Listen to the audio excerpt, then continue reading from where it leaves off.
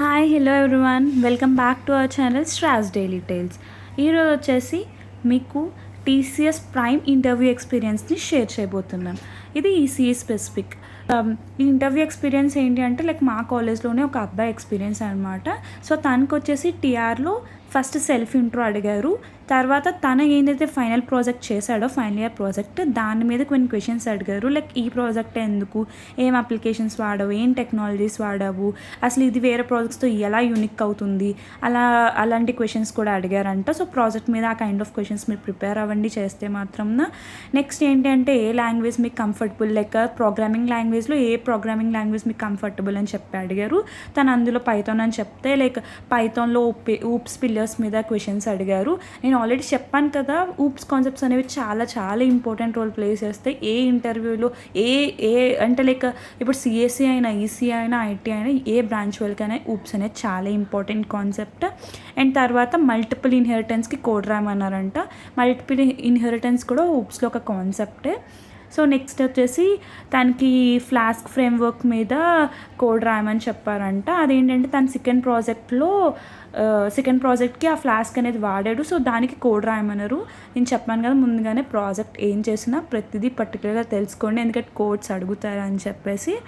Next ఏంటంటే తన IoT related project కూడా తన రెజ్యూమ్లో మెన్షన్ చేశాడంట. దాని మీద కూడా కొన్ని క్వశ్చన్స్ అడిగారు. తర్వాత వచ్చేసి ACID properties and normalizations in DBMS, database మేనేజ్మెంట్లోని యాసిడ్ ప్రాపర్టీస్ అండ్ నార్మలైజేషన్ చాలా ఇంపార్టెంట్ టాపిక్. ఎవరైనా ప్రిపేర్ అవ్వండి, తినికి అడిగారనే కాదు కానీ చాలా చాలా ఇంపార్టెంట్ టాపిక్. నెక్స్ట్ వచ్చేసి గిట్ కమాండ్స్ అడిగారంట. తర్వాత డిఎస్ఓలో సార్టింగ్ సూడోకోడ్స్ అడుగుతారని చెప్పేసి నీకు చెప్పాను. ఎవరైనా ఒకవేళ కనుక టీసీఎస్ ఇంటర్వ్యూ ప్రిపరేషన్ టిప్స్ చూడకపోతే ఖచ్చితంగా వీడియో చూడండి. మీకు ప్రాజెక్ట్ అసలు ఎలా స్టార్ట్ చేయాలి, ఏం చేయాలి తెలియకపోతే అందులో నేను చాలా ట్రిక్స్ అండ్ టిప్స్ చెప్పాను. ఆ వీడియో లింక్ అయితే దీని కింద అటాచ్ చేస్తాను, చూడండి. ఫైనల్గా దీన్ని ఏదైతే రెజ్యూమ్లో పెట్టాడో దాని మీద టీఆర్ క్వశ్చన్స్ అన్నీ ఉన్నాయి. సో ఫస్ట్ థింగ్, మీరు రెజ్యూమ్ని మాత్రం చాలా బ్యాలెన్స్డ్గా మీకు ఏదొచ్చో అవి మాత్రమే పెట్టండి. ఎందుకంటే తను 3 ప్రాజెక్ట్స్ మెన్షన్ చేసాడు. ఆ 3 ప్రాజెక్ట్స్ మీద క్వశ్చన్స్ అన్నీ అడిగారు. నెక్స్ట్ డిఎస్సిలో సార్టింగ్ అల్గోరిథం అడిగారు. అది కూడా చాలా ఇంపార్టెంట్ డిఎస్సి అనేది. That's all about a TR round. And coming to HR and MR round, తన ఫ్యామిలీ బ్యాక్గ్రౌండ్ ఏంటి అని చెప్పి అడిగితే తను ఫార్మర్స్ అని చెప్పాడంట. ఫార్మర్ రిలేటెడ్ క్వశ్చన్స్ అన్నీ అడిగారు. తర్వాత అసలు ఈసీ నుంచి సాఫ్ట్వేర్కి ఎందుకు రావాలనుకుంటున్నావు అని చెప్పి అలా కూడా క్వశ్చన్ చేశారంట.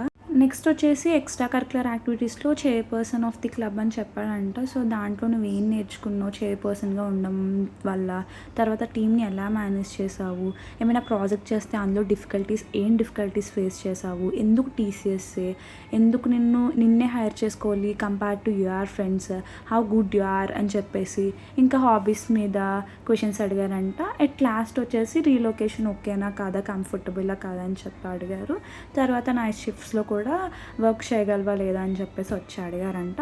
ఇది totally about HR and MR round. That's all about today prime interview experience of a ECE student. ఇంకా నా దగ్గర చాలా ఎక్స్పీరియన్స్ వీడియోస్ ఉన్నాయి, ninja digital of ECE student and other experiences కూడా ఉన్నాయి. ఒక 50 to 40 ఎక్స్పీరియన్స్ పీడిఎఫ్ కూడా నా దగ్గర ఉంది. అది మీకు కావాలి అనుకుంటే నాకు కమెంట్ బాక్స్లో పీడిఎఫ్ అని చెప్పి కమెంట్ చేయండి. నెక్స్ట్ వీడియోలో ఖచ్చితంగా నేను లింక్ అనేది అయితే పెడతాను, అప్లోడ్ చేస్తాను. So please do share, like and subscribe my channel straws daily tiles.